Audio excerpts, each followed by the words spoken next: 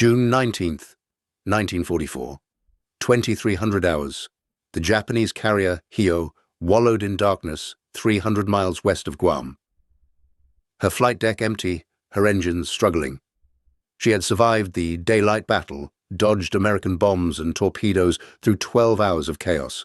Now, in the safety of night, her crew began to breathe again.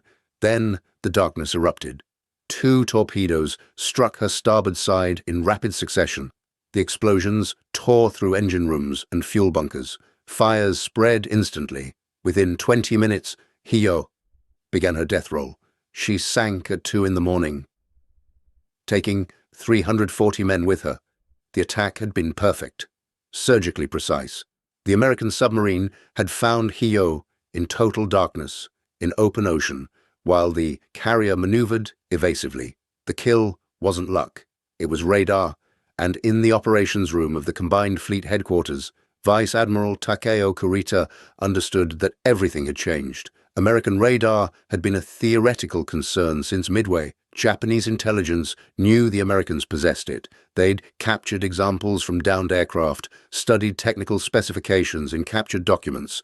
But knowing radar existed and understanding its implications were different things entirely. Hio's sinking made those implications undeniable. The Americans could see in the dark. They could track ships through clouds, through storms, through the smoke of battle. They could direct fighters to intercept bombers 70 miles away. They could aim guns at targets completely obscured by night or weather. Japanese forces, operating largely without radar, were fighting blind against an enemy who could see everything. The carrier losses told the story with brutal clarity. In 18 months, from May 1943 to November 1944, the Imperial Japanese Navy lost 9 fleet and light carriers, not to overwhelming force, not to superior numbers alone, but to an enemy who could find them, track them, and kill them with a precision that Japanese doctrine had never anticipated. Taiho, Japan's newest and most advanced carrier, sunk at the Battle of the Philippine Sea after a single torpedo hit. The American submarine had tracked her through evasive maneuvers, maintained firing position, and struck with perfect accuracy. Shokaku, veteran of Pearl Harbor, went down the same day under similar circumstances. American submarines equipped with radar had hunted them relentlessly. Zuikaku, the last Pearl Harbor survivor, sunk at Leyte Gulf by American carrier aircraft directed to her position by radar-equipped search planes. Japanese fighters, operating without radar guidance, couldn't intercept the attackers in time. Chitose, Chiyoda, and Zuiho all sunk at Leyte Gulf by American aircraft that found them through clouds and coordinated their attacks through radar-directed fighter control. If you're enjoying this deep dive into the story, hit the subscribe button and let us know in the comments from where in the world you are watching from today. The losses weren't random. They followed a pattern. American forces found Japanese carriers with uncanny consistency, located them through weather that should have provided concealment, tracked them through darkness that should have guaranteed safety, struck with a coordination that suggested perfect information. Because they had perfect information, radar gave it to them. Admiral Kurita had commanded surface forces through most of these battles. He'd watched American aircraft appear out of cloud banks with impossible accuracy. He'd seen American ships fire at Japanese vessels they couldn't possibly have spotted visually. He'd observed American submarines surface at night within torpedo range of moving targets. Each incident reinforced the same conclusion. The Americans possessed a technological advantage that made conventional naval tactics obsolete. Japanese naval doctrine had been built on superior night fighting capability, excellent optics, intensive training in visual target acquisition. Japanese lookouts were legendary. They could identify ship types at extreme ranges. Japanese night fighting techniques had dominated early war battles like Savo Island, but radar made all of that irrelevant. What good were superior optics when the enemy could see through darkness and clouds?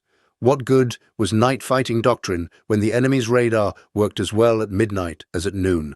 What good was skilled lookouts when American radar operators could track targets 50 miles away? on a screen. The technological gap went beyond simple detection. American radar integrated into a combat system that multiplied its effectiveness. Radar provided early warning of air attacks. Fighter director officers used that warning to vector interceptors to incoming raids. Those interceptors, equipped with their own radar, could find and engage bombers in complete darkness. The result was what Japanese pilots called the wall of fighters. American carriers, warned by radar of incoming attacks, could launch and position their fighters with perfect efficiency. Japanese strike aircraft, approaching in formations that assumed they'd achieve surprise, instead flew into pre-positioned defensive screens that tore them apart before they reached attack range. The Battle of the Philippine Sea demonstrated this with devastating clarity. June 19, 1944. Vice Admiral Jisaburo Ozawa launched 4 major strikes against the American carrier force, 400 aircraft in carefully coordinated waves. The plan assumed Japanese aircraft would get close enough to attack before American fighters could react. American radar detected the first wave 70 miles out. Fighter director officers on the carriers Enterprise and Lexington tracked the incoming formations, calculated their speed and heading, and vectored F-6F Hellcat fighters to intercept positions. The Japanese formations ran into American fighters while still 60 miles from their targets. They never got close. The second wave received the same treatment. Radar detected them at extreme range. Fighters vectored to intercept. The Japanese lost more than half their aircraft before any reached attack position. The third and fourth waves fared no better. By day's end, Japan had lost 330 aircraft. American losses were 120, mostly to operational causes rather than combat. The battle became known as the Great Marianas Turkey Shoot, but the nickname obscured the real lesson. This wasn't about pilot skill or aircraft quality.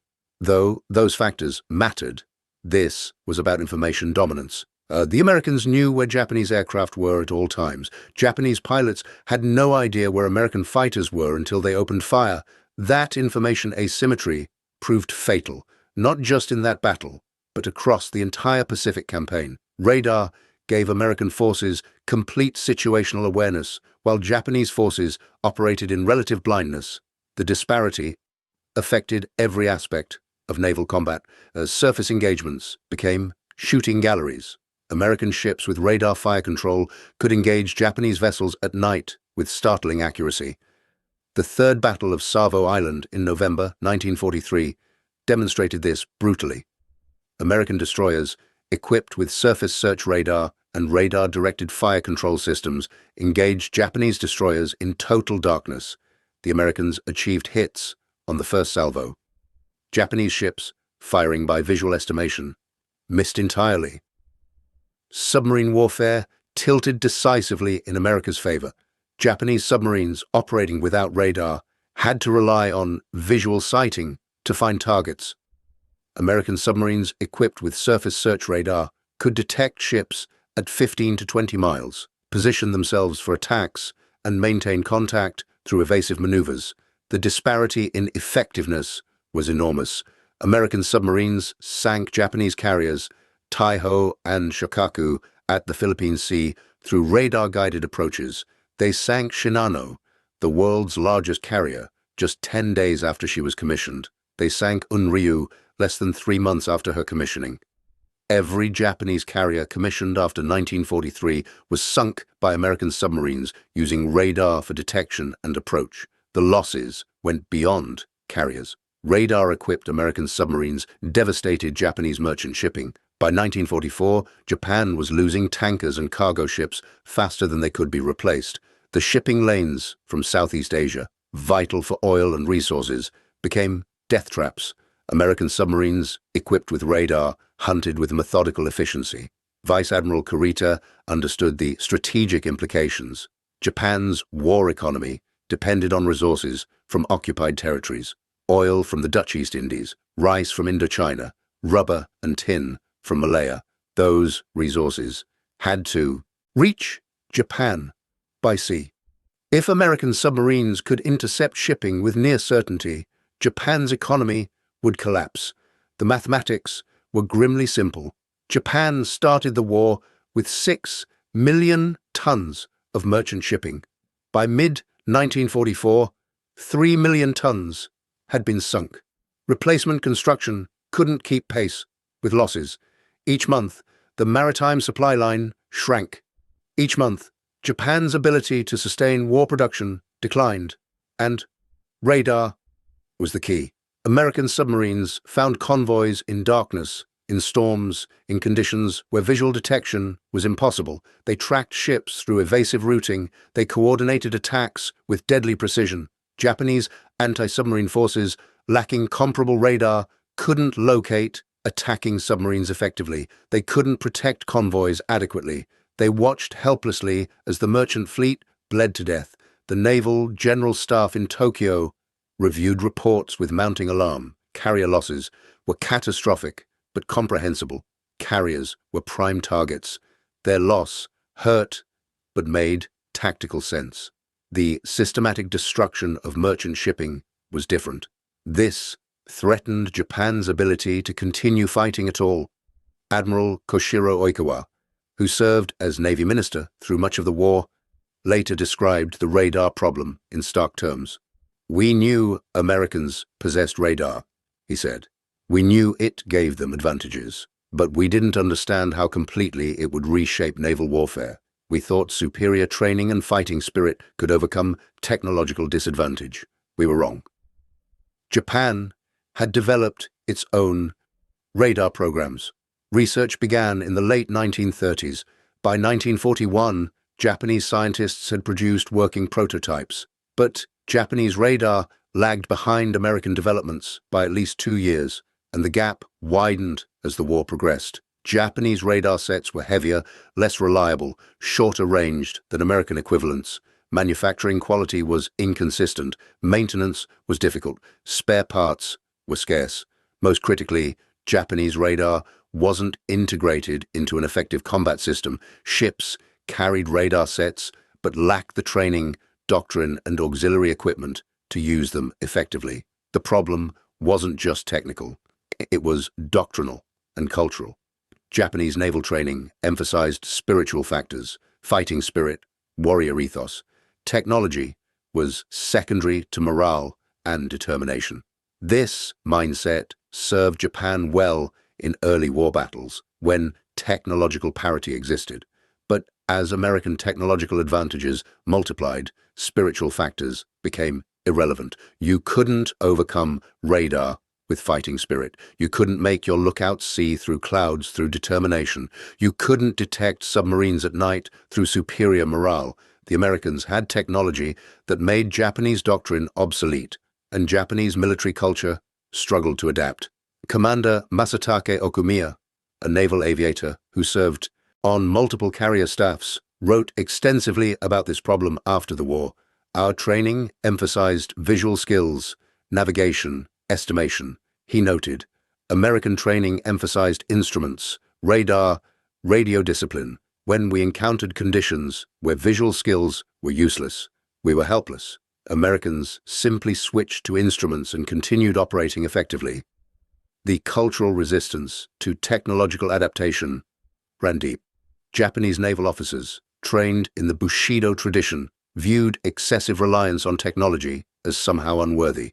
True warriors didn't need machines to tell them where the enemy was. They used skill, experience, intuition. This attitude pervaded naval aviation, especially where pilots prided themselves on navigation by stars and instinct rather than instruments. American pilots, by contrast, embraced technology eagerly. They trusted their instruments, followed their radar operators' guidance, coordinated through radio with mechanical efficiency. The cultural difference in approach to technology created tactical disparities that proved decisive. The radar disparity manifested most clearly in carrier operations. American carriers operated as integrated information networks. Radar provided the foundation. Search radars detected incoming threats at extreme range. Height-finding radars determined altitude. Fighter direction officers coordinated defensive responses. The entire system functioned with mechanical precision. Japanese carriers operated differently. They relied primarily on visual spotting by lookouts and combat air patrol pilots. Radar, when available, served as supplementary information rather than primary guidance. Fighter direction was rudimentary, based on radio reports from pilots rather than comprehensive tracking. The difference in operational effectiveness was staggering. At the Philippine Sea, American radar detected Japanese strikes 70 miles out and tracked them continuously to interception.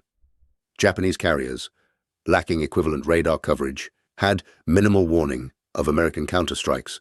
American aircraft penetrated Japanese defensive screens with relative ease because those screens weren't radar-directed. Japanese fighters patrolled designated areas, hoping to visually spot attackers. American strike aircraft simply avoided those areas, guided by intelligence on Japanese patrol patterns. The loss of Taiho exemplified the problem. Japan's newest carrier, commissioned in March 1944, represented the pinnacle of Japanese naval architecture. Armored flight deck, improved damage control, enhanced anti-aircraft armament. She was designed to survive punishment that would sink older carriers, but her radar suite was inadequate. On June 19, 1944, Taiho operated as flagship of Vice Admiral Ozawa's carrier force. American submarine Albacore detected her through periscope observation, but tracking was difficult as Taiho maneuvered evasively. Then, Albacore's radar operator picked up the carrier on surface search radar at 12,000 yards. The radar contact allowed Albacore to maintain position despite Taiho's maneuvers. When the firing solution developed, Albacore launched 6 torpedoes. One hit. The explosion damaged Taiho's forward elevator and ruptured aviation fuel lines. Initially, the damage seemed manageable. The carrier maintained speed and continued operations, but aviation fuel vapors spread through the ship. Poor damage control allowed them to accumulate. 6 hours after the torpedo hit, a spark ignited the vapors. The explosion tore Taiho apart from within.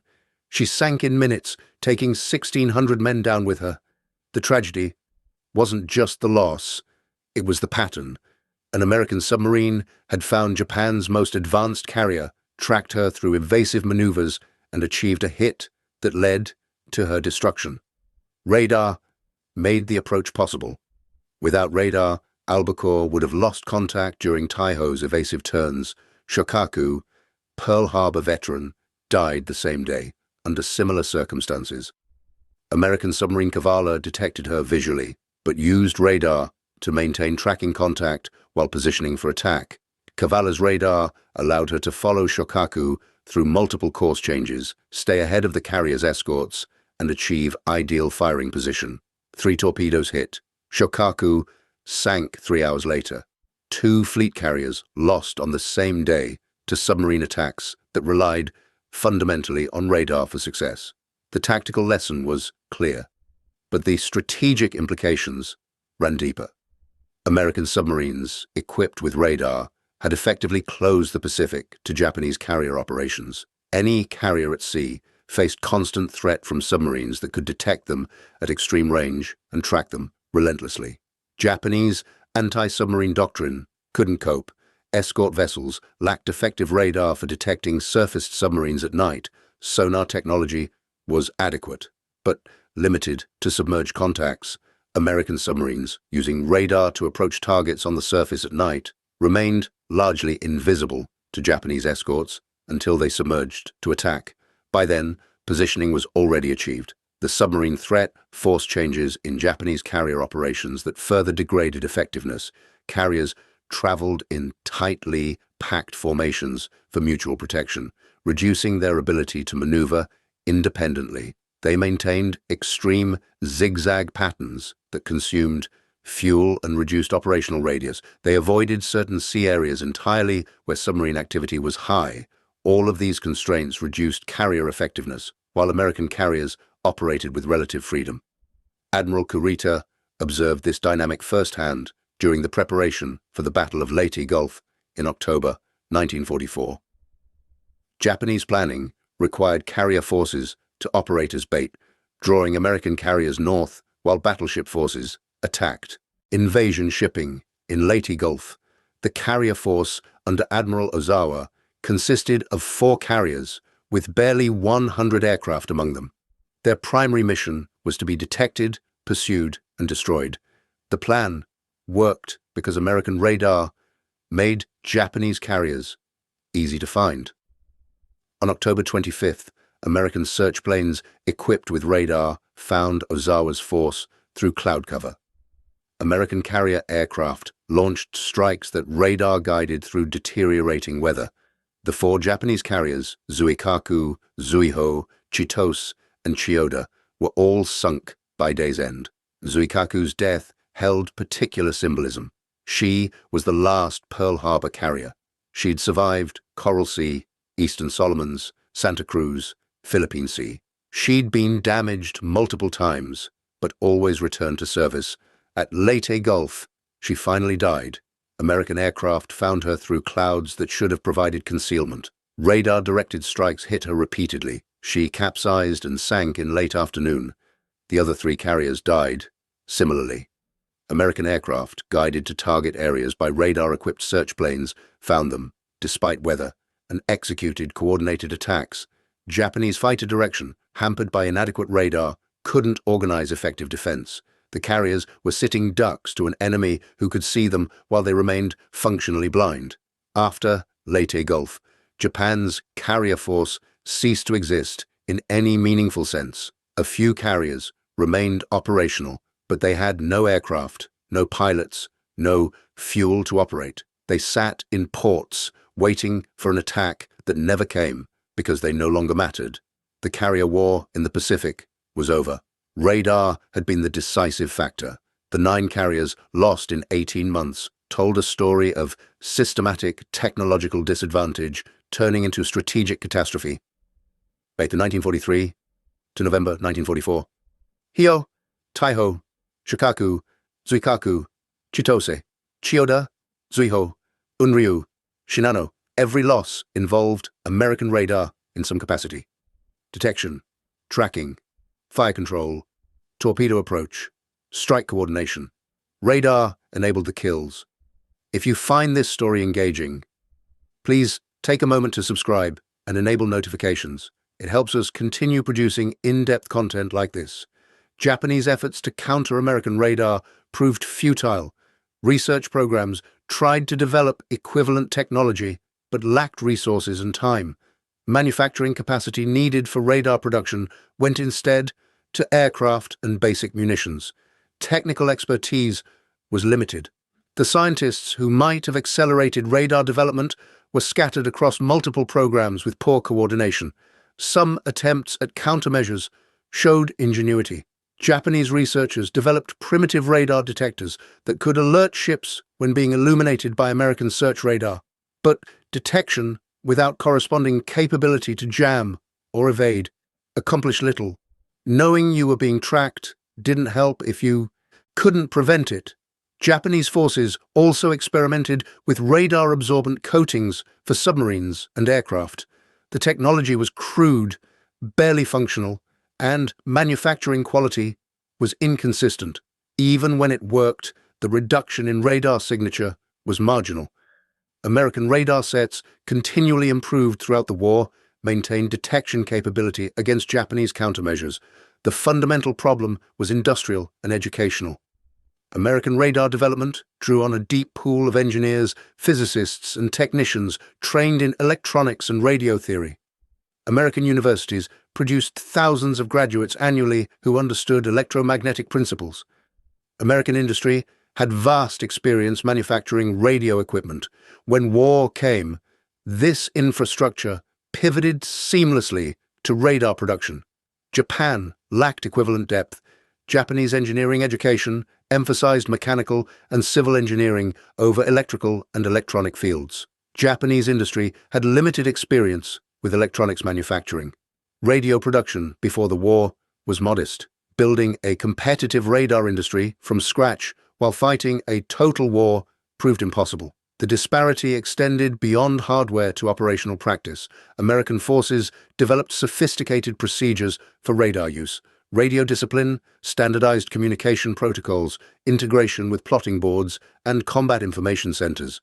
Radar wasn't just a technology. It was the center of an entire operational system that required training, practice, and doctrinal development. Japanese forces, receiving radar sets late in the war, lacked time to develop equivalent procedures. Ships carried radar, but crews didn't know how to use it effectively. Aircraft had radar, but pilots weren't trained to interpret displays. The technology existed, but the supporting structure didn't. American forces had spent years building that structure. Japanese forces tried to implement it in months under combat conditions. The results were predictably poor. Commander Okumiya described watching American carrier operations with professional admiration mixed with despair. Their efficiency was mechanical, he wrote. Everything coordinated through radar and radio. Fighter direction that seemed almost supernatural in its precision. We couldn't match it. We didn't have the equipment, the training, the doctrine. We were fighting a 19th century naval war while they fought a 20th century electronics war. The strategic consequences compounded over time. Each carrier reduced Japanese striking power while American carrier forces expanded. By late 1944, the ratio was approximately 20 American carriers to 4 Japanese, and the Japanese carriers were effectively non-operational due to lack of aircraft and pilots. The disparity in capability was even larger than numbers suggested because American carriers, supported by radar, operated with far greater efficiency. An American carrier task force could defend itself against air attack with devastating effectiveness, launch strikes in poor weather, operate at night, coordinate multiple carrier groups across hundreds of miles of ocean, all enabled by radar. Japanese carriers, lacking equivalent capability, were vulnerable to attack, restricted to daylight operations in good weather, difficult to coordinate at distance. The loss of 9 carriers in 18 months wasn't just attrition. It was the systematic elimination of forces that couldn't defend themselves against an enemy with superior information technology. Japanese carriers died because American forces could find them, track them, and kill them with a precision Japanese defenses couldn't counter. Vice Admiral Kurita, reflecting on this period after the war, was brutally honest. "Radar defeated us," he said, "not American courage or superior fighting spirit, though they had both. Not numbers alone, though they had overwhelming numbers. Radar gave them eyes we didn't have. In naval warfare, the force that can see while the enemy is blind wins. We were blind." The Imperial Japanese Navy had entered the war as arguably the most formidable naval force in the Pacific. Superior night fighting capability, excellent torpedoes, experienced pilots, well-designed ships. For 6 months, from Pearl Harbor to Midway, Japanese naval forces dominated. Then American advantages began to accumulate: industrial production, code breaking, logistics, and radar. Radar wasn't the only factor, but it was force multiplier that made other advantages decisive. American industrial production meant nothing if Japanese forces could hide in vast Pacific distances. Code breaking was useless if American forces couldn't find Japanese ships once positions were known. Logistics couldn't help if supply convoys were blind to submarine threats. Radar eliminated hiding. It enabled code-breaking intelligence to translate into tactical results. It protected supply lines. It integrated American advantages into a combat system that Japanese forces couldn't counter with spirit or skill or courage. Technology had made those traditional virtues insufficient. The 9 carriers represented more than ships. They represented trained crews, experienced commanders, institutional knowledge.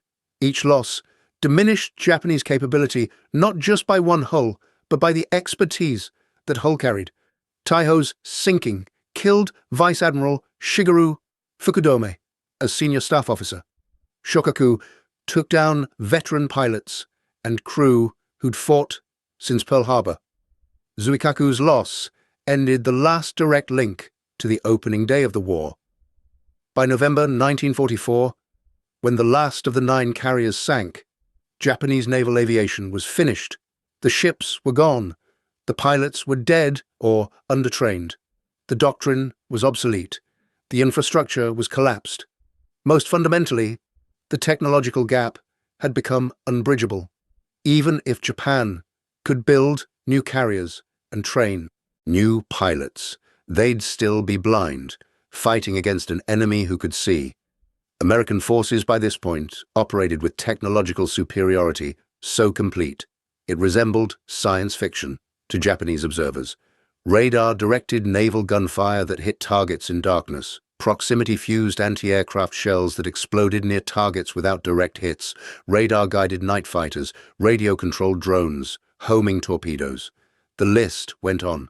Each technology individually was significant. Together, they represented a war-fighting paradigm that Japanese forces couldn't match. They were fighting an enemy from the future, an enemy whose machines could see, think, and coordinate faster than human crews could react. The outcome was foreordained. Admiral Oikawa, in his post-war interrogation, was asked when Japanese naval leadership realized the war was lost. His answer was specific.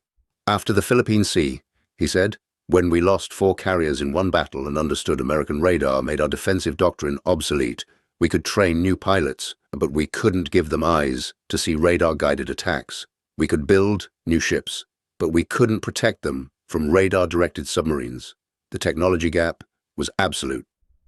Asked why, Japan continued fighting after this realization, Oikawa paused. Because surrender was shameful, he said finally. Because we hoped American will might break, because we didn't know what else to do. The rational decision was surrender. The cultural impossibility of surrender meant we fought on. The 9 carriers sunk between May 1943 and November 1944 became tombstones marking the death of Japanese naval power. Each represented a step in systematic destruction enabled by American technological superiority. Each proved that modern naval warfare had evolved beyond traditional factors of skill and courage into a realm where electronics and radar determined outcomes. Japan had entered the war believing in qualitative superiority, better trained pilots, better night fighting tactics, better torpedoes, stronger warrior spirit. For a brief period, these advantages mattered. Then, radar arrived, and qualitative factors became irrelevant against quantitative information dominance. The lesson was harsh. Wars are fought by human beings, but increasingly, they're decided by machines. Courage matters until technology makes courage insufficient. Skill matters until radar makes skill obsolete. Fighting spirit matters until the enemy can see you coming from 70 miles away and position forces to destroy you before you arrive. Japanese commanders who'd built careers on traditional naval virtues watched those virtues become meaningless. They understood with terrible clarity that they were fighting a war their training hadn't prepared them for, a war where victory went not to the bravest or most skillful, but to whoever had better electronics. And they didn't have better electronics. They had courage and skill and determination. Against radar, these things were not enough.